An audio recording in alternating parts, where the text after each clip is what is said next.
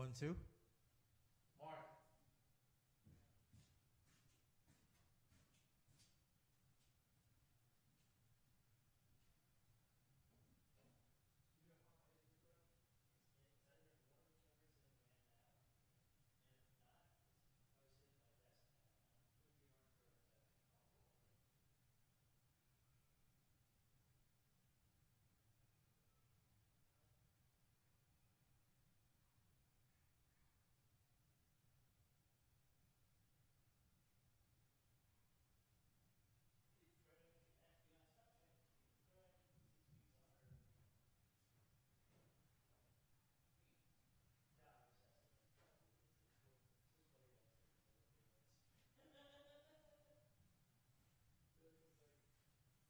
One, 1, 2, 1, 1, 1. Okay, mic number 2. Mic 3. Mic 4. Mic number 5.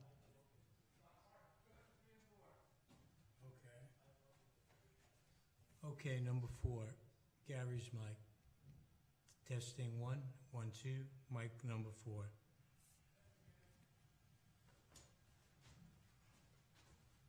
This is 5, 5. Mic number 6. Mic number 7.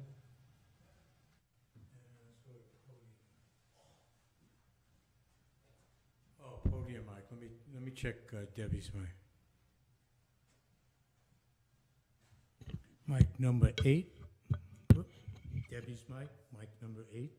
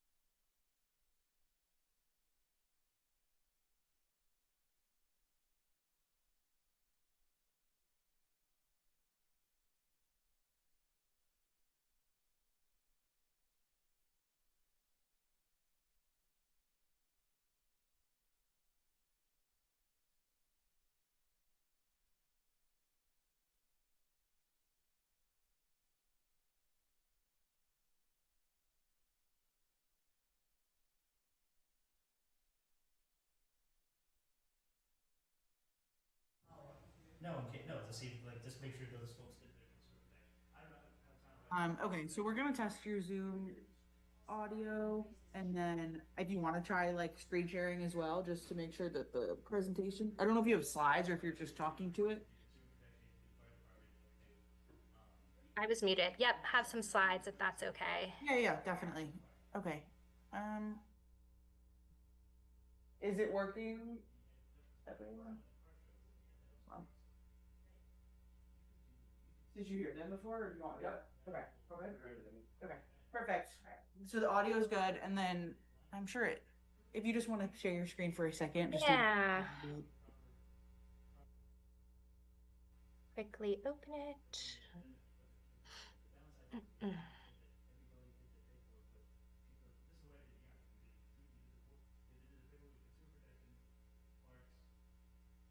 Sorry.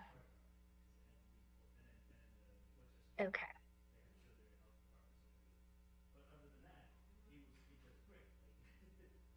Okay, yeah, perfect. We can see that. Okay, and I guess I should have asked you this before, but what's a good time limit we should keep in mind? That's a good question. Let me ask Debbie. Okay. Hi, Leeks. Hi. Thanks for joining so late. No problem.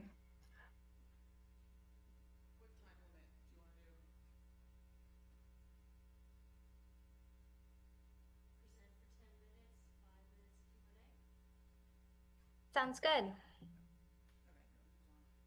can't see you, but they can hear you. Okay. But it's also not going to be at the beginning, so Okay. I need to grab an agenda quickly. I think you're second on or third. It'll be, it, I mean, the other things we're really gonna move through fast. Got it. Okay.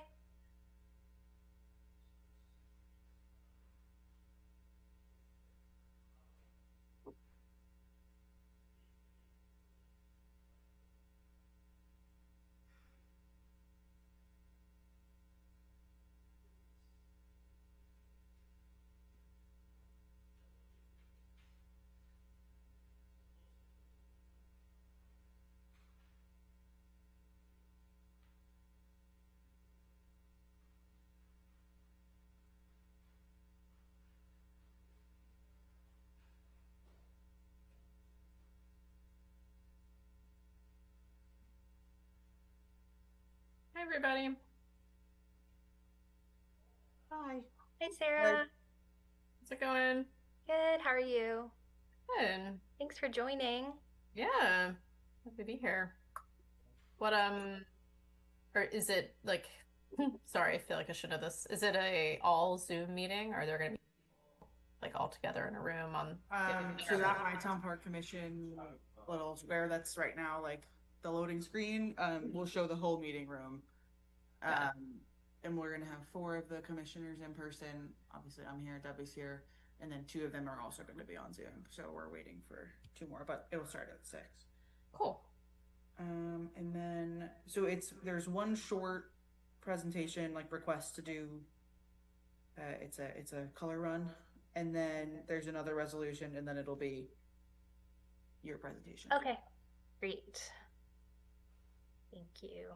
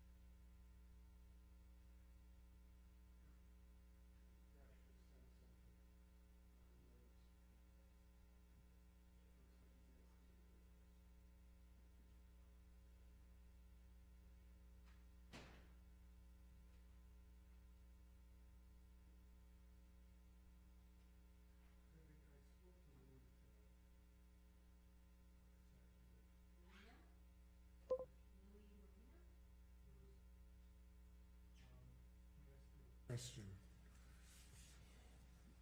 Um,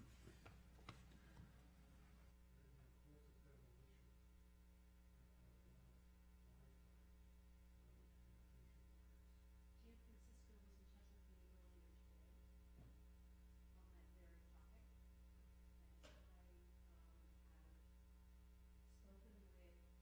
I have spoken with DCC and sent an email to Mix Electric and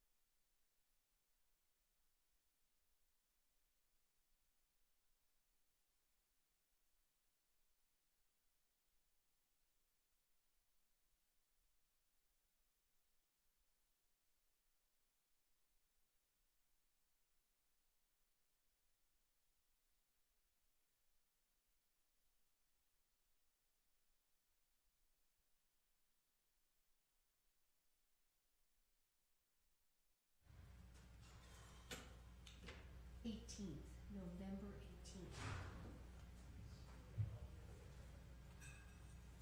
Can you speak just one more time? Yes, Crawford Park is a great name for you. You're in the right place. Thank you. That was good. Yeah, thank you. Okay.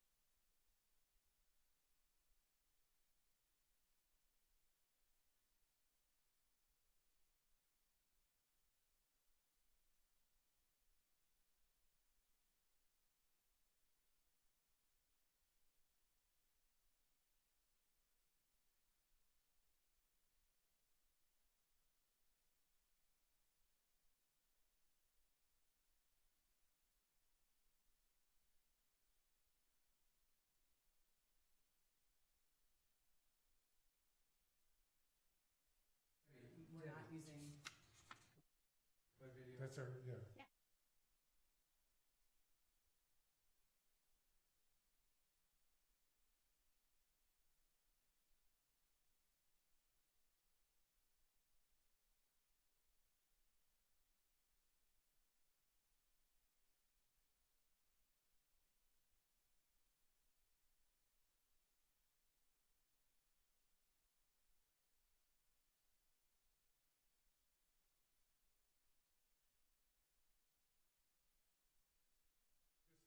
Yes.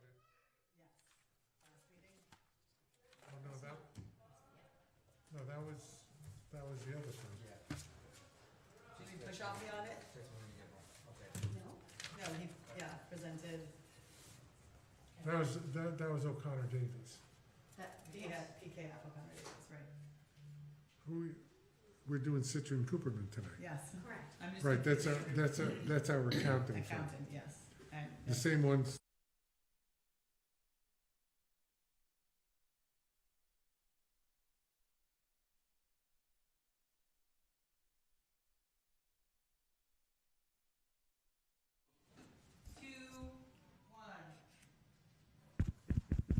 Welcome, everybody, to the Rye-Town Park Commission meeting of October 21st, 2025. Please rise and join me for the Pledge of Allegiance. Pledge allegiance to the flag of the United States of America and to the republic for which it stands, one nation, under God, indivisible, with liberty and justice for all. Debbie, please call the roll. We have two members on Zoom. Commissioner Josh Cohn, Here. Commissioner Louis Marino, Here.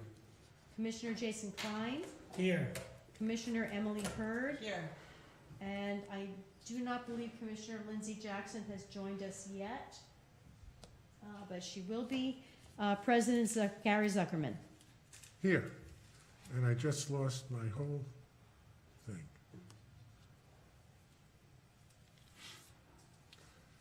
Okay, that's not good.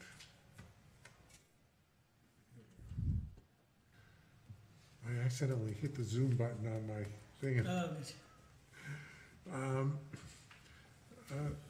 First item is adoption of minutes of September 16th. If there are no additions or corrections, I have a motion and a second to adopt the minutes. So moved. Second. All in favor? Aye. Aye, aye. AI or just I? No, I'm nautical tonight. No. Aye, aye, Captain. Debbie, public comment on non-agenda items. There are no members of the public in person here. Anybody on Facebook?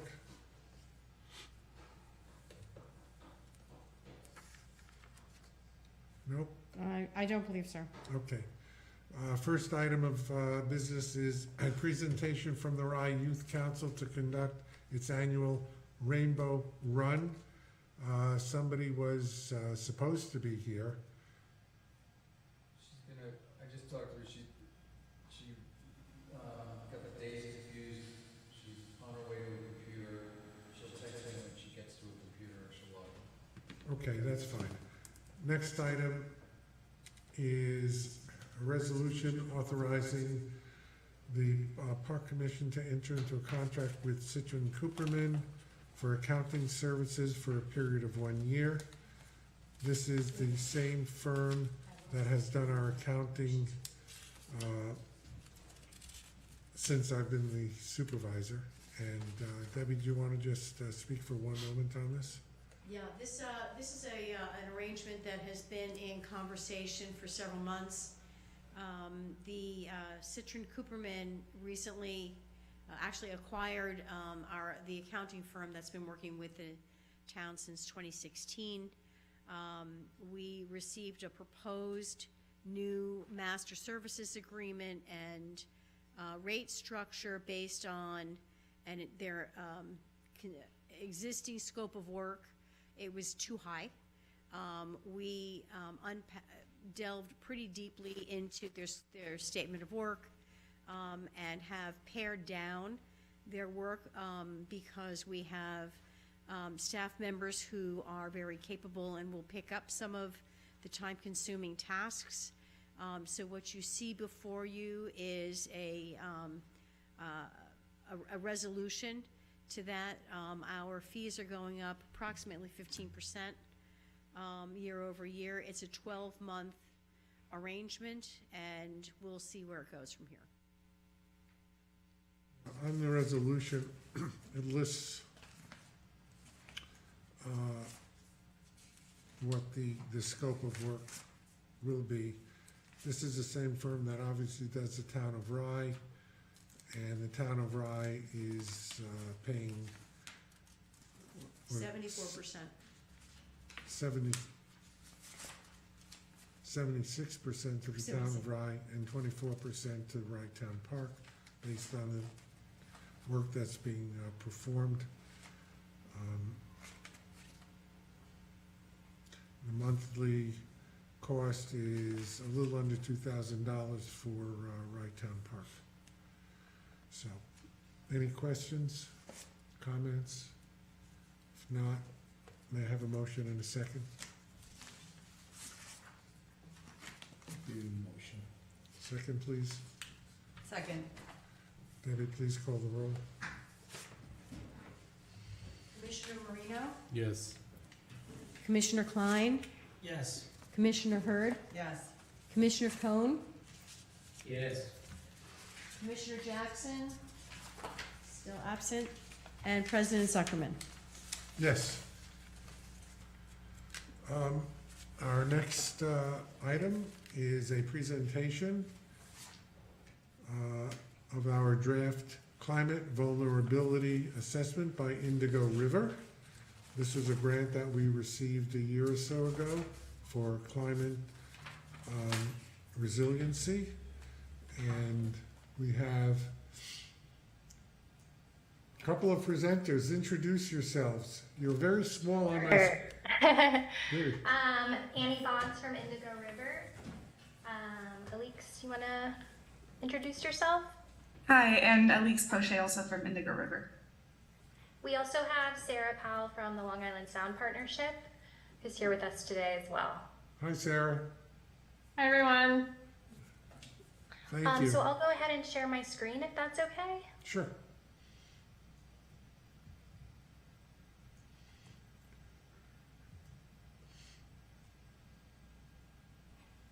And I'll go ahead and get started. So yeah, thanks so much for having us today. As we said, I'm Annie Boggs from Indigo River, joined by my colleague Alix, and we're just happy to be here to present a little bit about what we've been working on and obtain some feedback from you as well. Also joined by Sarah from the Long Island Sound Partnership, who's supporting this planning effort at Rye Town Park. The effort's supported through the Long Island Sound Resilience Planning Support Program, which was established by the New York Sea Grant and Connecticut Sea Grant, and with funding from the US EPA. So a lot of partners here, and it's been wonderful working with Rye Town Park and Debbie and Ruby, so we really appreciate your time and effort thus far. So just wanted to provide a status of our work thus far. In the spring, we prepared a vulnerability assessment. This type of assessment identifies community assets, systems, and populations that are susceptible to the impacts of a changing climate. It's a necessary step in developing an adaptation strategy for Rye Town Park. We were also able to attend a community conversation event in May to obtain some on-the-ground feedback, and then followed up with obtaining feedback from a digital survey as well. And for all of our assessments, we're using the New York State Climate Smart Communities Guidance, which is a state program that helps local governments take actions to reduce emissions and adapt to climate change. In the vulnerability assessment, we found that the hazards with the greatest potential to affect Rye Town Park were increasing rainfall and flooding, erosion, rising sea levels and storm surge, and increasing severity of heat events. As you'll see the figure on the right, the bright pink is the structures on the National Register that are within the FEMA floodplain. So kind of overlapping vulnerabilities here. We're currently in the adaptation plan phase of the project. The adaptation plan outlines a vision and a set of strategies to improve resilience. So in this plan, we're providing planning level solutions with recommendations and kind of a roadmap for next steps and implementation. And we're hoping to obtain some feedback from you tonight and after this event, just to make sure what we're proposing makes sense and will be effective. So just wanted to provide a little high-level findings of the vulnerability assessment. As I said, concern number one was increasing severity of rainfall and flooding. This is followed by rising sea levels and increasing heat events. So we've depended a lot on site-specific studies that have been prepared at Rytown Park. This is a pretty well-documented concern, the extreme rainfall and just the park's inability to adequately handle stormwater. And the map at the right just shows the existing drainage infrastructure, how it discharges stormwater to the Long Island Sound, and then overlaid with the FEMA floodplain map. And then I will pass it to Alix to present a little bit on the mapping of sea level rise and storm surge. Yep. Thanks, Annie. So these maps model maximum possible storm surge inundation under both category 1 and category 3 hurricanes. Reds and purples indicate higher expected water depth above ground level, and then greens and yellows show lower expected water depths above ground level. So for Rytown Park, the category 1 scenario shows limited flooding, mostly 1 to 4 feet along the immediate beach fronts and the southern edge near the parking area. And under a category 3 storm, flooding extends much further inland, with water depths potentially exceeding 8 to 12 feet in low-lying areas, mostly particularly along the southern part of the site, around the parking lot and around the pond. Annual probabilities are 2% for category 1 or higher, and 1% for category 3 or higher. And these seem pretty low, but they do represent pretty recurring risks that compound over time, especially as sea level rise intensifies these effects. Next slide, please. And so these maps show decade-specific flooding projections for Rytown Park based on the nearby tide gauge in New Rochelle. The 2040 scenario corresponds to roughly 12 inches of projected sea level rise, leading to potential tidal flooding approximately 147 days per year. And by 2060, projected rise increases to about 23 inches with 237 flood days annually, which means near daily tidal flooding. Inundation begins to affect the beachfront and parking areas in both timeframes, but inland park areas remain mostly dry.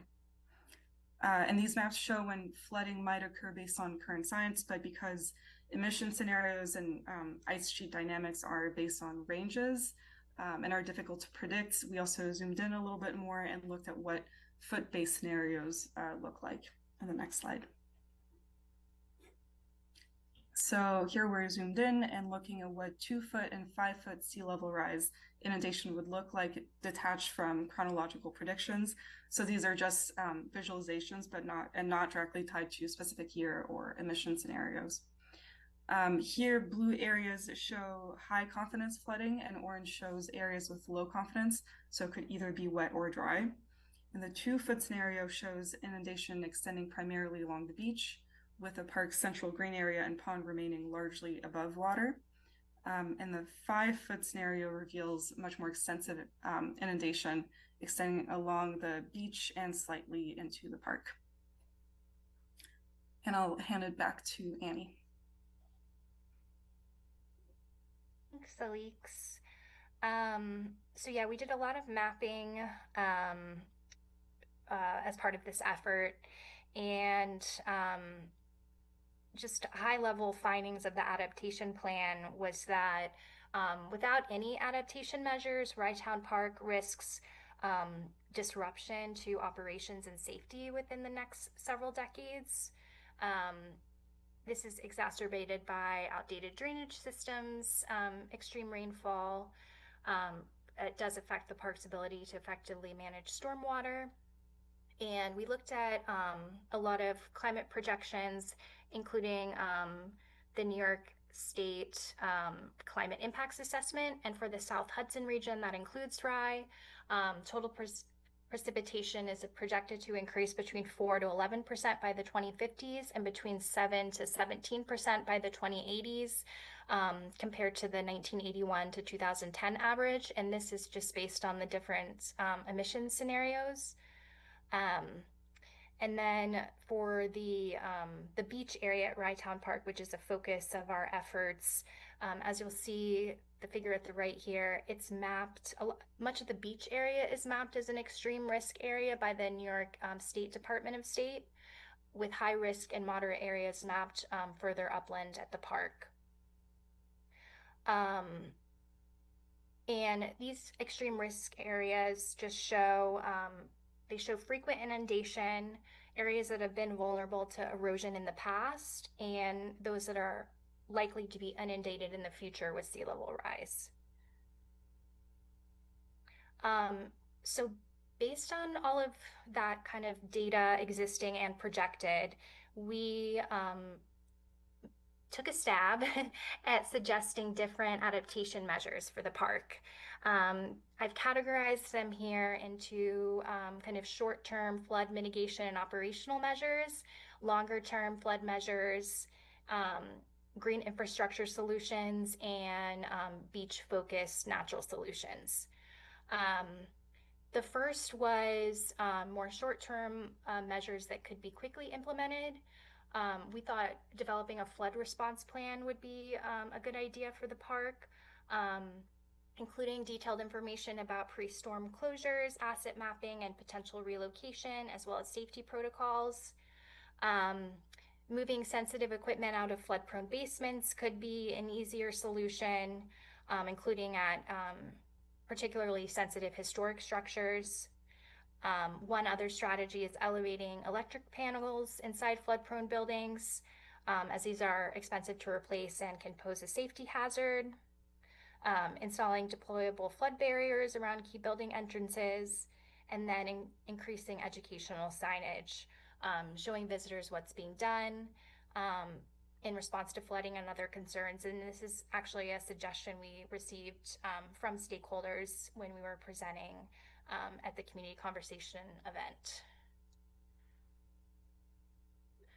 Longer term measures that would require permitting or potentially some engineering are elevating critical facilities such as mechanical and electric systems, elevating them to a sea level rise adjusted design flood elevation is another strategy, and particularly taking a look at the useful life of the structure to kind of map out what sea level rise would be through the life of the structure.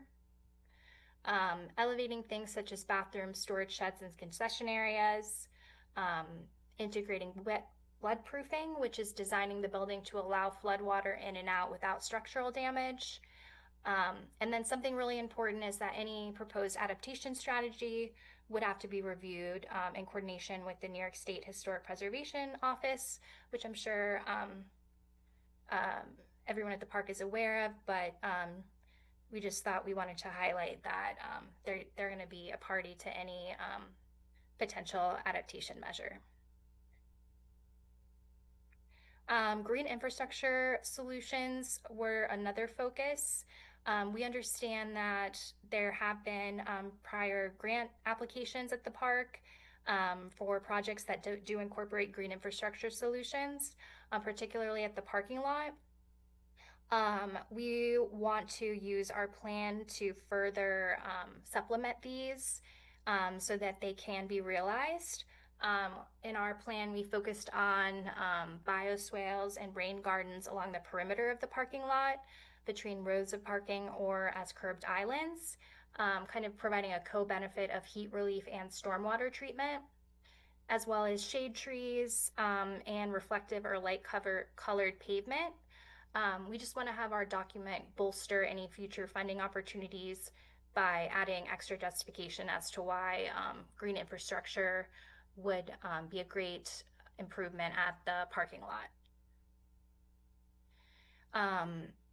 And lastly, beach area solutions. As we stated, the beach area experiences erosion and flooding during heavy rain events. One easier to implement strategy would be erosion tracking at the beach using stakes, GPS, or drones. Just helping understand the rate of erosion and sediment movement is important for designing a solution. Other kind of softer techniques at the beach would be planting dune grasses to reduce wind stress, soft engineering techniques such as small sand fencing, which is a way to trap wind-blown sand and encourage it to accumulate in specific areas. And then we had some kind of costlier interventions that would take time, engineering and permitting, which would be creating just small marsh or wetland buffers, and then further investigating living shoreline feasibility. We know the nearby Edith Reed site serves as an example.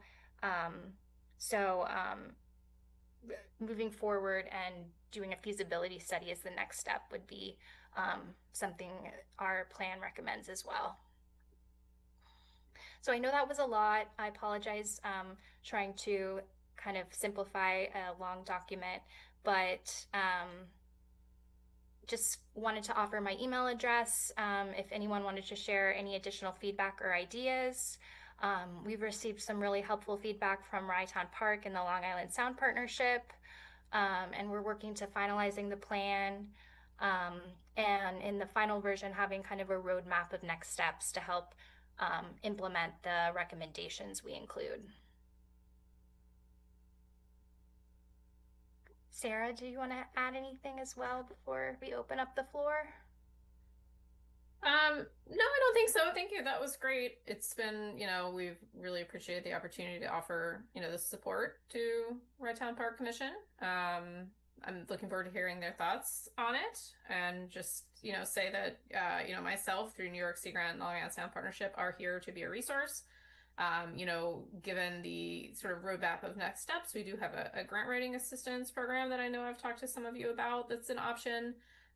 This program that you received this support through, we will be opening a third round in December of this year. So once this project is wrapped up, you guys would be eligible to apply again if you have other ideas that you want to seek planning support for. So just to say, I think all I have to say is that I'm here as a resource. I think you all know that, and I would love to talk to you further about how we can help support, implementation of the recommendations that Indigo River has outlined here, or other projects you might have in mind. So thanks.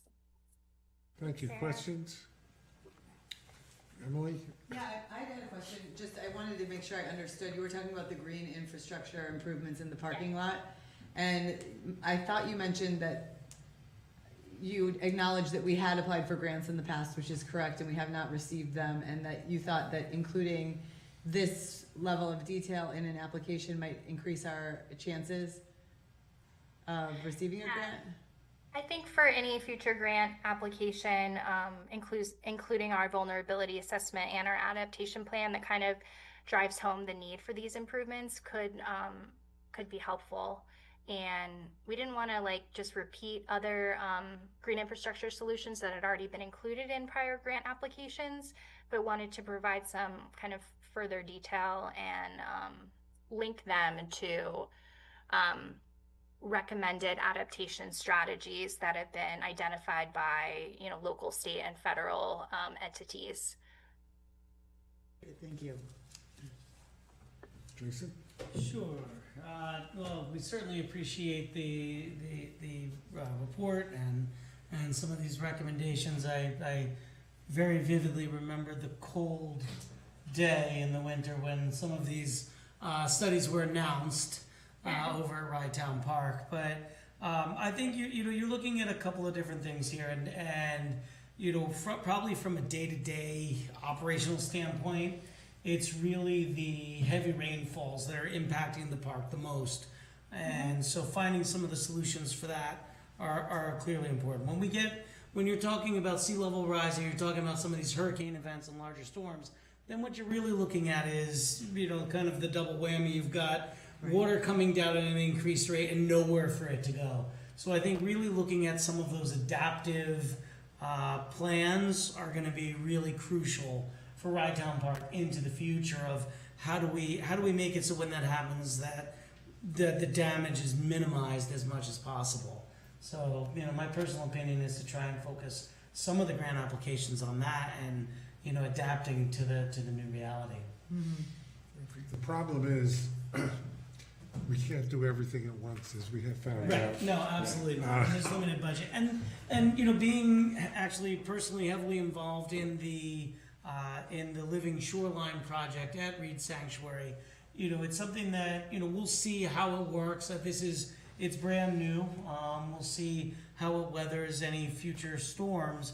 It may not be as applicable here because at Reed, it's more of a passive recreational area.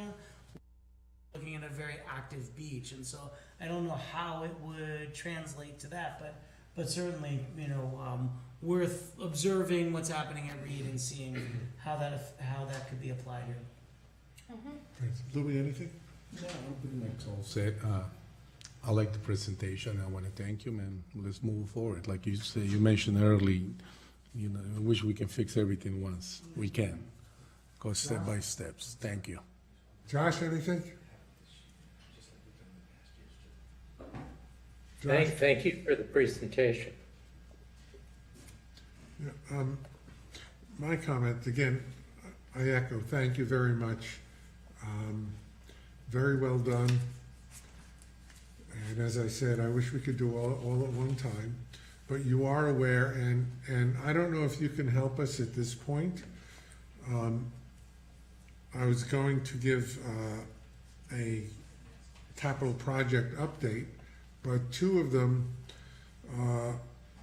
touch your presentation.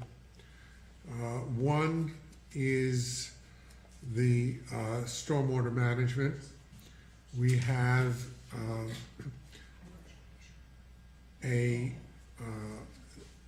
under the from the county, under their stormwater management program, we just got, I wouldn't say approved yet, but our plan for mitigating the stormwater runoff at the pond passed its first hurdle. It was referred by the Board of Legislators to its appropriate committee, and we expect action on that next week and full action by the Board of Legislators before the end of the year at its November meeting.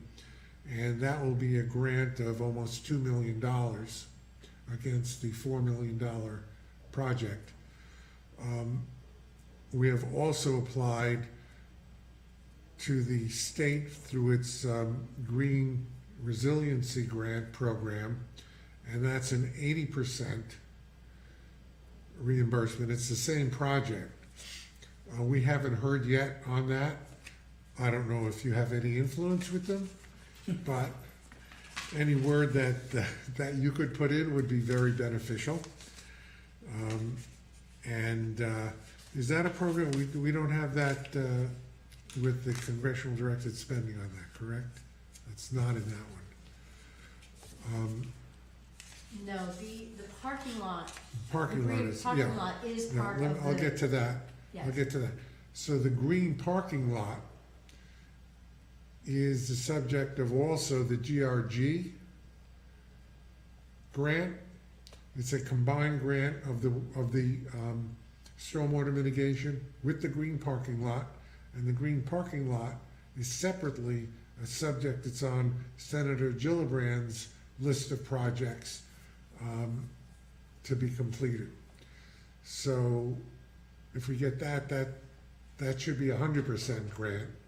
And if we don't, and we get the GRG, that's a 90% grant. So we're working on all of those. And any word that you can help us with, we would greatly appreciate it with the granting agencies.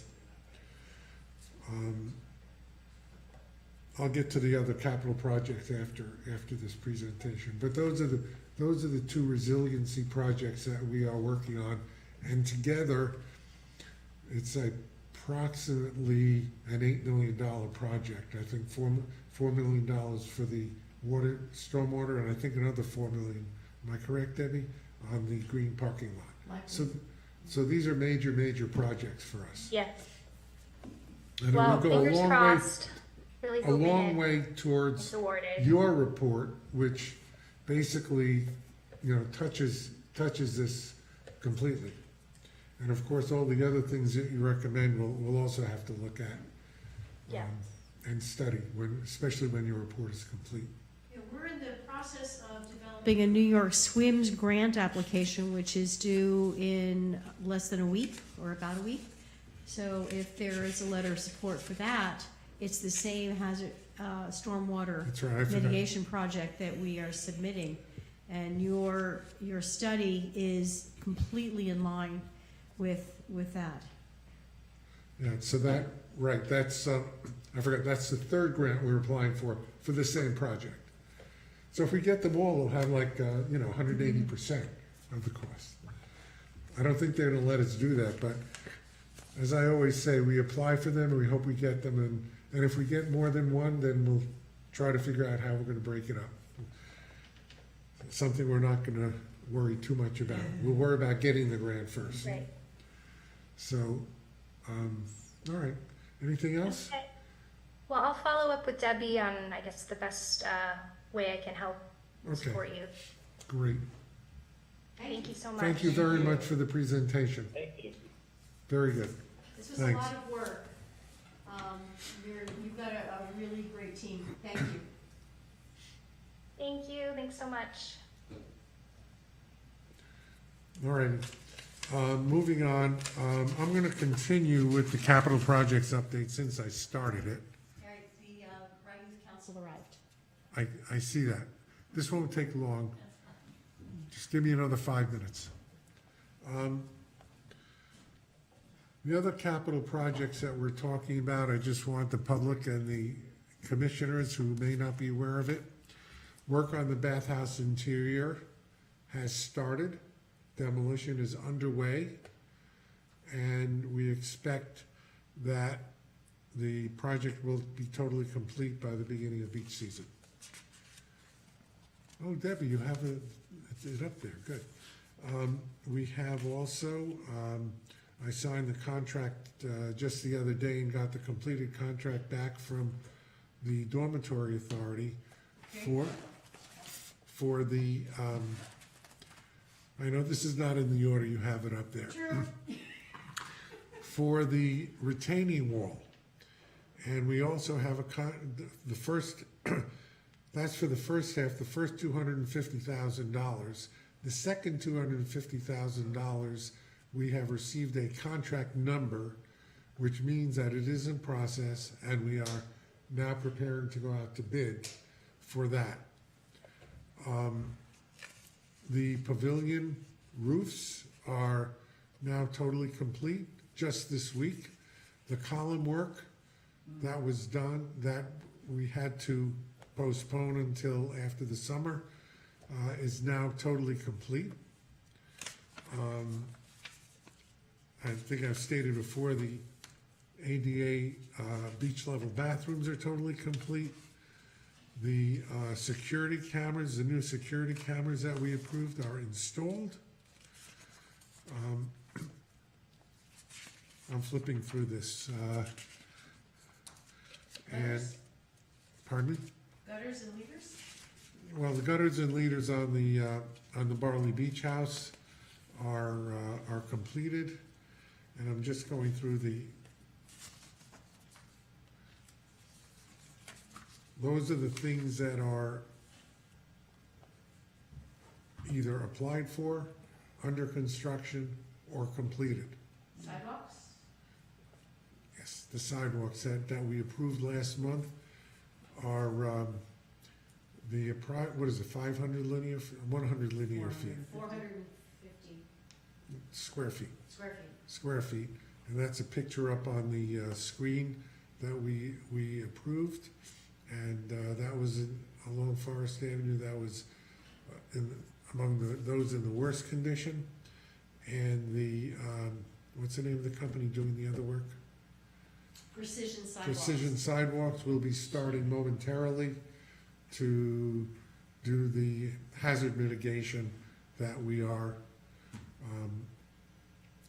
approved also last month. So that's as up to date as I can bring us right now. So the pending applications are the flood mitigation Yeah, we went through that. and Parking, parking lot, right. coping and fencing above the sea. Yeah, that is, we put in with congressional directed spending. That's not on anybody's list yet, right now. And we're looking hopefully to replace our light posts that are falling apart. How many light posts do we have? Oh, that's a knowable number. I'm gonna, and I don't remember it, but say, 30 plus. So it's about right back. Okay, yeah, there's a lot of them. right. So Okay. we put together a proposal for the congressionally directed spending application, which did not make it through onto any of the priority lists, for solar-powered and wind-powered lights. So the solar-powered lights would be modeled very similar to what you see on the left of your screen, which are historically echoing what we currently have in place, which would be necessary for the lampposts within the park campus itself in order to get approval from SHPO. I've been in touch with them on this. However, parking lights in the parking lot need not be historically consistent. And we've been, there's a company called Aris that has a combination solar wind powered lighting, which they've deployed all over Westchester County to success. And we would love to be able to work with them. I was talking to Diana Page recently just about, at Friends of Rytown Park about their initiatives, and one of the things that I think this year she's thinking about first impressions, people walking into the park and what do you see? And one of the things that I noticed when walking around the park, I mean, besides how lovely it is, but we do have a lot of inconsistencies between like fencing or benches or, so I guess my only comment with this is I would prefer for us to maintain one type of lamppost throughout the park and not go with different kind. I think, or it's a small park and it just, I don't know. It's a valid point. So, because that looks like a fan and a It is, it's a wind, it's yeah, wind powered and solar a mirror and My a telephone personal box. view, it's probably very cost effective, but it really is ugly. Yeah, that's all Really I'm trying is to ugly. say without saying it. The other one is nice. Anyway. While we're on that, I was gonna get to the next. The adjunct to what we're doing is the Friends of Rytown Park. And we really need to express our appreciation to Diana Page and the Friends. The window and door replacements that they initiated are complete. They have plans for replacing all of the existing trash and the recycling receptacles with new, more aesthetically pleasing units. I don't think we have a picture of that, but they are really nice, and they're fantastically expensive. And I think if you talk about first impressions, Emily, when people look at those trash cans, it's like, and the ones they picked out are really attractive.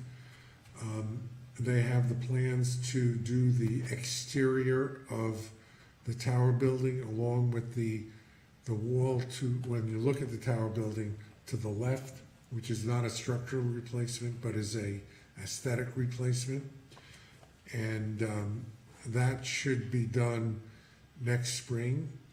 And again, just let me comment, the Indigo River mentioned SHPO.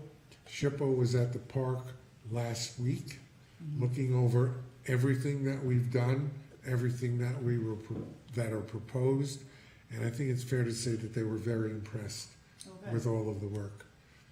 And So did we get that approval? well, we've gotten it for everything. The one that we're waiting on is for the work that the Friends are doing. Right. Because one of the people who was not there was concerned with the material. But Gary Gianfrancesco, our architect, was explaining to the people that were there, who are a level above That person. that person. Yeah. And they seemed to be very satisfied, and I think that it's all gonna go through. Okay, good. So, anyway, any questions on capital?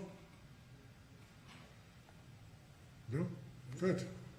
Okay, and now, a presentation from the Rye Youth Council about the annual Rainbow Run. Thank you. Thank you for inviting me here tonight.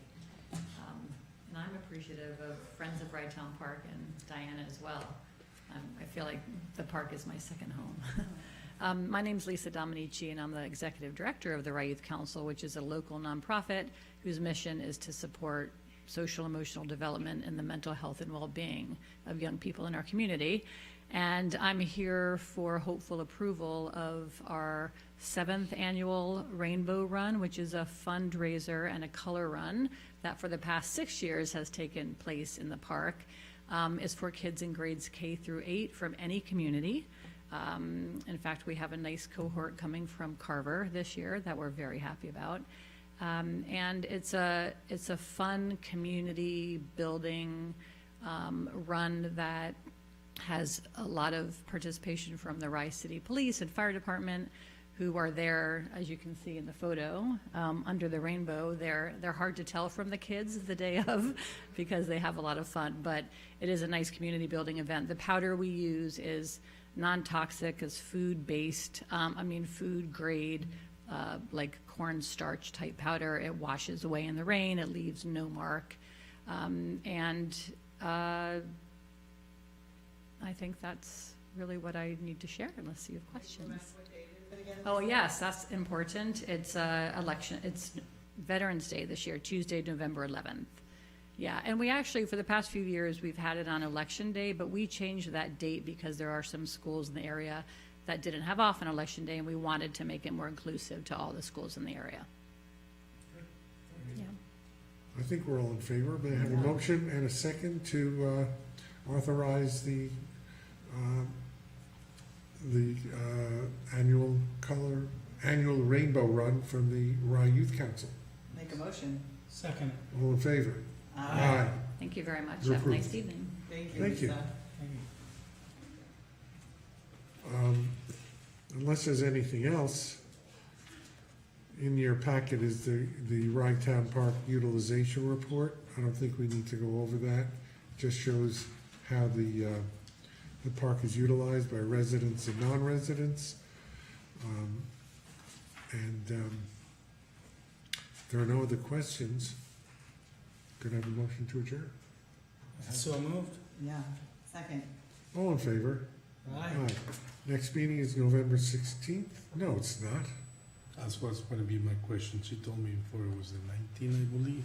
November 16th is a Sunday. I know because it's Elaine's birthday. It is Sunday, the 16th. I believe Yes, it's so the 19th. third Tuesday in November indeed is the Be the 18th. 18th. Okay, next meeting is November 18th. Very good. Thank you. Okay, correct that on the agenda when you get a chance? Will do. Okay, thank you. Oh, can we add to the November agenda, sorry, just the off-leash program, because the Rye City Council passed the extended hour. I don't think we need to do that. We don't need to do anything here? I don't believe so. Reread the resolution, but I think that it's in conjunction with the, I think we worded it, I don't recall, but I think we worded it to coincide with Okay. what the Rye City Council did. Okay, But we can revisit the wording, okay, great. okay? My concern about that And I did not have a chance to view the meeting. Was there any mention of the enforcement of that at the meeting? Mr. Mayor? Josh? No, but there is certainly discussion among council members about how to handle that. All right. Would that be an appropriate subject when I come before the council in November to discuss Ragtown Park? Think about it. I think at that meeting, you should focus on budget, Gary. Yeah. That you will be in a budget meeting. Oh, I'm so excited to hear that. Okay. You've been there before. Pardon me? This, I think, will be your third or fourth My year third. being in My a budget third. meeting. My third. Yes, okay. All right, thank you. I'm sorry we're gonna run. Okay, the meeting's over. Great. I had boys playing football here, but